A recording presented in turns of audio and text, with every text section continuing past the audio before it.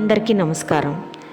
4 రోజులుగా కురిసిన భారీ వర్షాల కారణంగా కని విని ఎరుగని రీతిలో తిరుమల, తిరుపతి, కడప, నెల్లూరు పరిసర ప్రాంతాల్లో ప్రకృతి ప్రళయ తాండవాన్ని చూపిస్తోంది.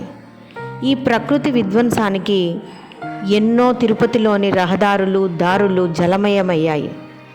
ఎన్నో కుటుంబాలు, పిల్లలు, పెద్దలు, ప్రయాణికులు, యాత్రికులు అందరూ కూడా అష్ట కష్టాలు పడుతున్నారు. తినడానికి తిండి లేక, త్రాగడానికి నీళ్లు లేక, ఉండడానికి ఇల్లు లేక చాలా చాలా కష్టాలు పడుతున్నారు. తిరుపతిలో ఇంకా కూడా రోడ్లు నీళ్లతో నిండిపోయి ఉన్నాయి. రావటానికి పోవటానికి ట్రాన్స్పోర్టు అస్సలు లేకుండా ఉంది. చాలా కష్టాల్లో ఉందండి మన తిరుపతి. నెల్లూరు, కడప జిల్లాలో ఎంతోమంది కుటుంబాలు గల్లంతయ్యాయి. పంటలు, పొలాలు, పశువులు అన్నీ నాశనమైపోయాయి. ఇప్పటికైనా ప్రకృతి శాంతిస్తుందేమో అనుకునే టైంలో మళ్ళీ పొద్దున్నుంచి వర్షం మొదలైంది.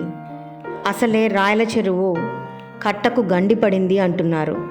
ఇక ఈరోజు వర్షం భారీగా వస్తే రాయల చెరువు కట్ట తెగితే ఎన్నో గ్రామాలు నీట మునిగే అవకాశం ఉంది. ఎంతోమంది ప్రమాదపు అంచుల్లో ఉన్నారు. పవిత్ర పుణ్యస్థలమైన మన తిరుపతి, ఎంతో అందమైన మన తిరుపతి మళ్ళీ స్మార్ట్ సిటీగా ఎప్పుడు చూస్తామో అర్థం కావడం లేదు. త్వరలో అన్ని సహాయక చర్యలు అంది, రోడ్స్ అన్నీ కూడా రిపేర్ వర్క్స్ జరిగి ఒక మంచి hale and healthy, clean and green తిరుపతిని త్వరలో చూడాలని ఆశిస్తున్నాను.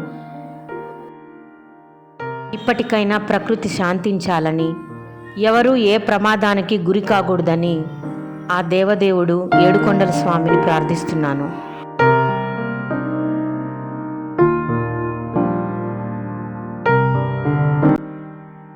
Let's pray all of us for a safe and clean Tirupati.